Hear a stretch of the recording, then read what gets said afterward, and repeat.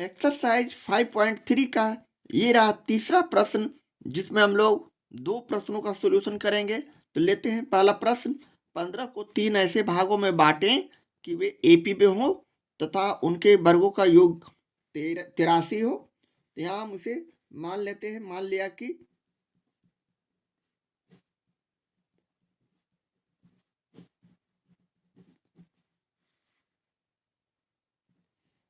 15 के 3 भाग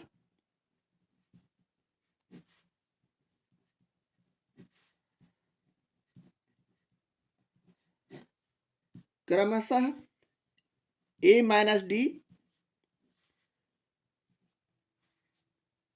a और a प्लस डी है।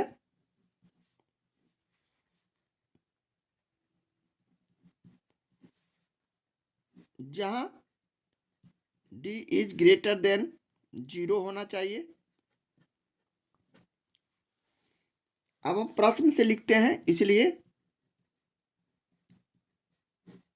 प्रश्न हमारा कह रहा है एपी के 3 भागों को इस प्रकार बांटिए कि उनके वर्गों का योग 83 हो। तो 15 को 3 ऐसे भागों में बांटना है। तो 15 को हम यहाँ योगफल के रूप में लिखेंगे, यानी a माइनस डी और प्लस a और प्लस a प्लस डी बराबर हमारा 15 हो जाएगा। इस तरह हम इसे दूसरे स्टेप में आगे हल करते हैं। ब्रैकेट हटाते हैं तो a minus D plus a और प्लस a प्लस डी हो जाएंगे। ब्रैकेट हटाने पर बराबर 15।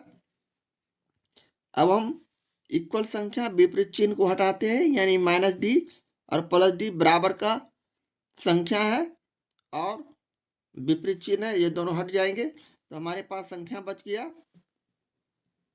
1 2 3 3a बराबर 15। यहाँ एक गुना में है 3 के साथ, इसलिए हम a का मान यहाँ से निकाल सकते हैं 15/3। अब इसे हम काट देंगे तो 5। इस तरह हमारा a का मान 5 आ चुका है। इसी प्रकार पुनः हम प्रश्न के दूसरे भाग के अनुसार तीनों संख्या का तीनों पद का वर्ग करते हैं, यानी a माइनस डी का होल स्क्वायर प्लस a का whole square plus a plus D का होल स्क्वायर करेंगे और इसका मान हमारे प्रश्न में 83 दिया हुआ है। अब हम पूरा इसे भी स्टेप बाय स्टेप हल करते जाएंगे, यानी a माइनस डी का होल स्क्वायर का हमारे पास सूत्र है a माइनस बी का होल स्क्वायर, यानी a माइनस बी का होल स्क्वायर का सूत्र होता है a square plus B square minus 2ab। यहाँ हम उसी तरह b की जगह सिर्फ d रखते जाएंगे, यानी a स्क्वायर प्लस यहाँ b की जगह d रखे तो b स्क्वायर की जगह d स्क्वायर हो गया माइनस 2 इंटू a और b, यानी ad। तो 2ad कर दिए डायरेक्ट, प्लस a को 2 बार गुना करेंगे a स्क्वायर। उसी प्रकार प्लस का चिन्ह देते हुए यहाँ भी वही सूत्र का प्रयोग a प्लस b का होल स्क्वायर का सूत्र का प्रयोग करेंगे। यहाँ b की जगह d रखेंगे, यानी a square plus b square यानी d स्क्वायर प्लस 2ab यानी 2 इंटू ad। इस प्रकार का हमारा दूसरे स्टेप में कैलकुलेशन जाएगा। अब हम यहाँ उसी तरह सजातीय को सजातीय के साथ जोड़ घटाव करते हैं, यानी माइनस 2ad है प्लस 2ad है, दोनों इक्वल संख्या लेकिन चिन्ह विपरीत। ये दोनों को हम आउट करेंगे। इसी प्रकार अब हम यहाँ प्लस प्लस सब पाते हैं, यानी a square plus a square plus a square यानी 3a स्क्वायर। इसी प्रकार अब हम यहाँ डी स्क्वायर और डी स्क्वायर 2 बार पाते हैं, तो 2d स्क्वायर इसे जोड़ देंगे तो इस प्रकार हमारा रिजल्ट बराबर 83 इस तरह हो जाएंगे। अब हम यहाँ डी निकालने के लिए a का वैल्यू रखेंगे। a का वैल्यू हमने 5 निकाल के ऊपर रखा है, तो यहाँ हम इसका मान रखेंगे, यानी 3 इंटू है डी का मान a का मान 5 है, 5 स्क्वायर किए प्लस 2d स्क्वायर बराबर 83। इसे हम याद रखने के लिख सकते हैं a बराबर 5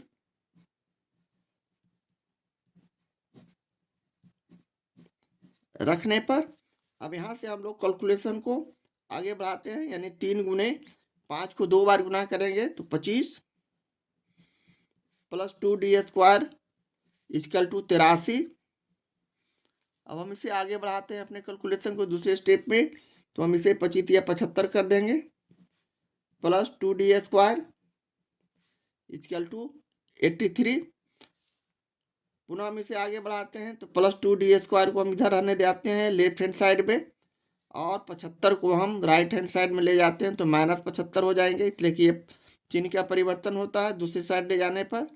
83 - 75, इसे पुनः और आगे बढ़ाते हैं तो हमारा d² बराबर 83 में 75 जाएगा तो हमारा 8 बचेगा, इसलिए यहाँ से हम d का वैल्यू 8/4 कर देंगे, d² का वैल्यू 8/4 कर देंगे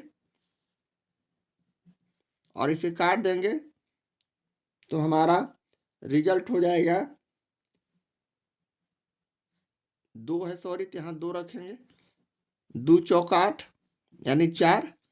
इस तरह अब हम यहाँ से d का वैल्यू निकाल सकते हैं, इसलिए d इक्वल टू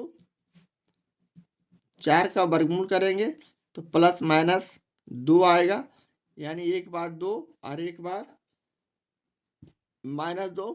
इस तरह का हमारा वर्गमूल निकालने में ऋणात्मक धनात्मक दोनों प्रकार के चिन्ह का प्रयोग किया जाता है। अब हम यहाँ से AP के पद निकाल सकते हैं, इसलिए AP के जो 3 पद हमने माना था उसे हम यहाँ रखेंगे, यानी A - D हमारा पहला पद, A दूसरा पद और तीसरा पद A + D है। अब यहाँ +2 का मान रखेंगे D के जगह और A का मान 5, तो यहाँ 5 है A का मान और D का मान 2। इसी प्रकार यहाँ A का मान 5, उसी प्रकार 5 प्लस D का मान यहाँ 2 रखेंगे। इसी तरह -2 रख कर भी हम दूसरी राशि ला सकते हैं, तो यहाँ हो गया 5 में से 2 गया तो 3 और यहाँ 5, 5 और 2 7, या फिर इसे हम 7, 5 और 3 भी ला सकते हैं -2 रखकर D के जगह। इस तरह हमारा यह तीसरे का पहला प्रश्न का सॉल्यूशन हुआ और यही आंसर हो गया। इस तरह हम प्रश्न 3 के पहले प्रश्न का सॉल्यूशन करते हैं। एक्सरसाइज 5.3 का प्रश्न 3 का ये रहा दूसरा प्रश्न। 20 को 4 भागों में बांटें जो AP में हो और पहले और चौथे का गुणनफल तथा दूसरे और तीसरे का गुणनफलों का अनुपात 2:3 हो। यह भी उसी तरह का प्रश्न जिस तरह हमने पहले प्रश्न का सॉल्यूशन किया था, यानी यहाँ 4 भागों में बांटना है तो हम यहाँ मान लेते हैं, मान लिया कि अपने सॉल्यूशन में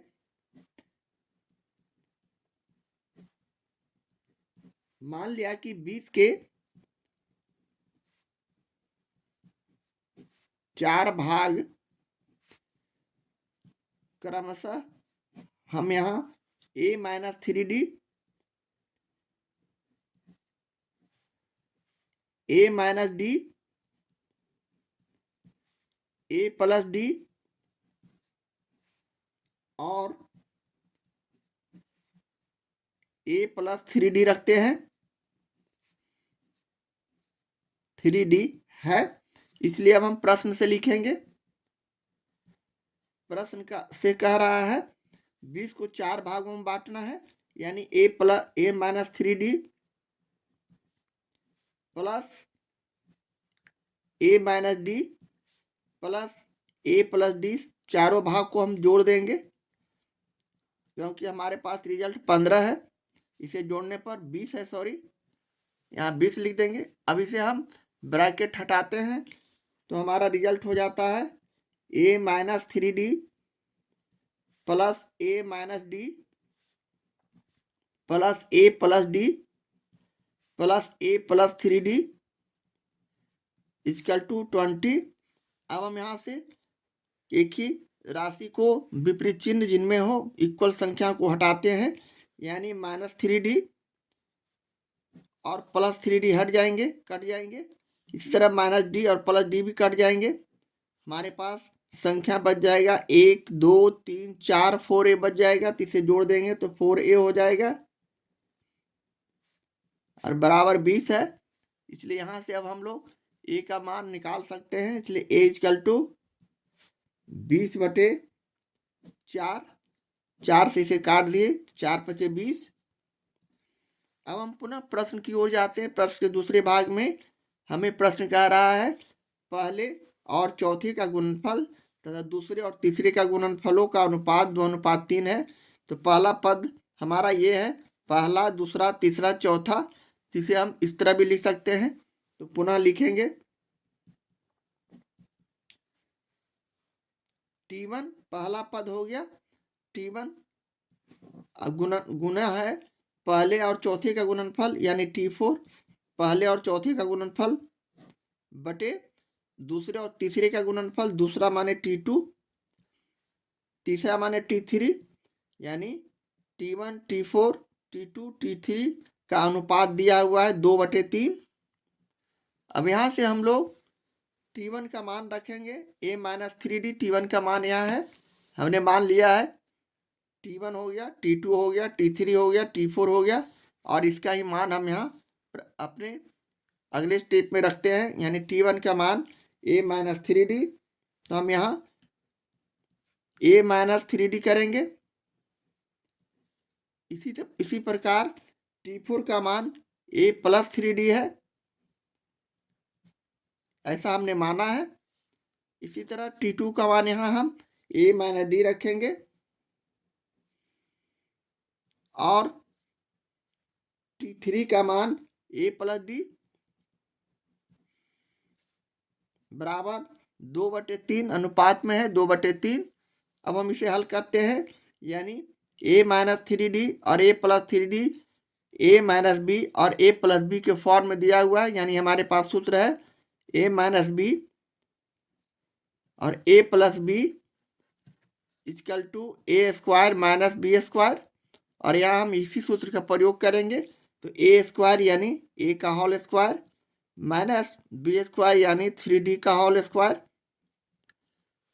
और बटे में हम यहाँ उसी तरह a-d और a+d के फॉर्म में लिखते हैं। तो a² माइनस d² हो जाएंगे बराबर 2/3।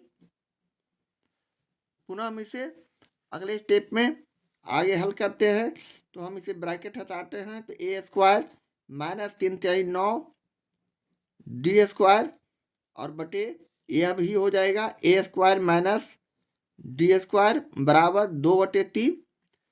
इस तरह हम अब इसका कैलकुलेशन को आगे बढ़ाते हैं। यानी अब यहाँ हम a का मान रखेंगे। तो a का मान रखने पर हमारा कैलकुलेशन अगले स्टेप में इस प्रकार का हो जाएंगे, यानी 5 का होल स्क्वायर माइनस 9d²। इसी प्रकार नीचे भी 5² माइनस d² बराबर 2/3।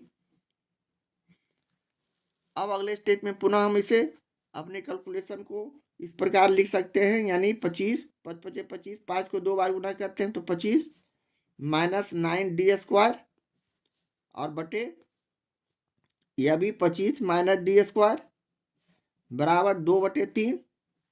अब हम इसे आगे हल करते हैं। तो हमारा यह तिर्यक गुणक हो जाएगा, यानी क्रॉस मल्टीप्लिकेशन, तिरछा गुना। 3 से हम इसे गुना करेंगे और इसे 2 से गुना करेंगे। तो हम इसे इस तरह लिख सकते हैं 3 25 माइनस 9d² बराबर 2 25 माइनस d²। अब हम इसे गुणनफल के रूप में लिखेंगे। तो 25 या 75 एक बार गुना किए तो 75, 3 को 9 से गुना किए 9 × 27 d² बराबर 25 दूनी 50 माइनस 2d²। इस प्रकार का हमारा यह रिजल्ट आ रहा है। अब हम इसे सजातीय को सजातीय की तरफ लाते हैं, यानी हम इसे इस तरह भी लिख सकते हैं 75 और ये 50 को हम लेफ्ट हैंड साइड ला रहे हैं तो -50 माइनस 2d² यहाँ बच जाएंगे राइट हैंड साइड में। माइनस 22d² को हम राइट हैंड साइड ला रहे हैं तो चिन्ह का परिवर्तन, यानी माइनस का प्लस 22d² हो जाएंगे।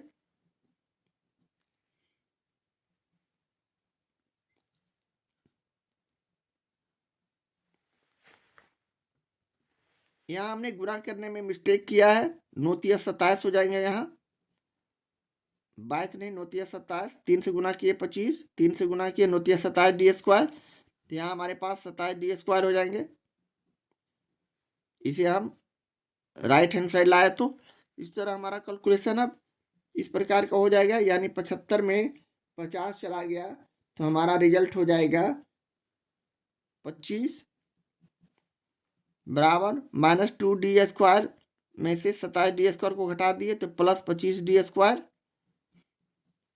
इसलिए अब यहाँ से हम डी स्क्वायर निकाल सकते हैं, यानी 25/25, ये दोनों कट गए तो 1, इसलिए अब यहाँ से फाइनली डी का मान हम लिख सकते हैं। 1 का वर्गमूल करेंगे तो +-1 होता है। इस प्रकार डी का मान हमारे पास 1 आया, जो कि प्लस या माइनस दोनों में हम लिख सकते हैं। अब हम यहाँ से हम लोग एपी के 4 पद को आसानी से लिख सकते हैं। इसलिए अब हम यहाँ से एपी के 4 पद को लिखेंगे। एपी के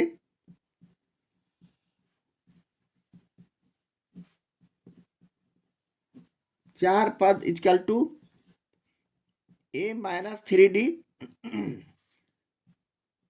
a - d, a + d और a + 3d हमने माना है। अब यहाँ से हम लोग a और d का वैल्यू रखेंगे, यानी a का मान हमने 5 निकाला था और -3 गुने d का मान 1 +1 रखते हैं, तो इसी तरह 5 - 1 कर देंगे d का मान।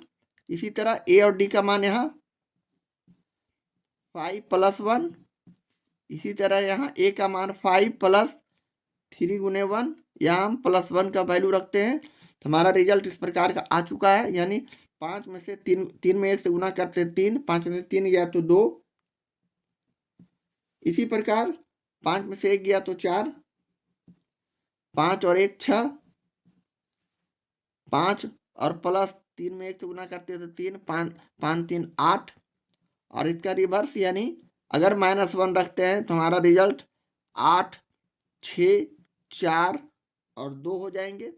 इस तरह हम, ये हमारा जो सॉल्यूशन हुआ यही हमारा आंसर है। इस तरह हम प्रश्न 3 के दूसरे प्रश्न का सॉल्यूशन करते हैं।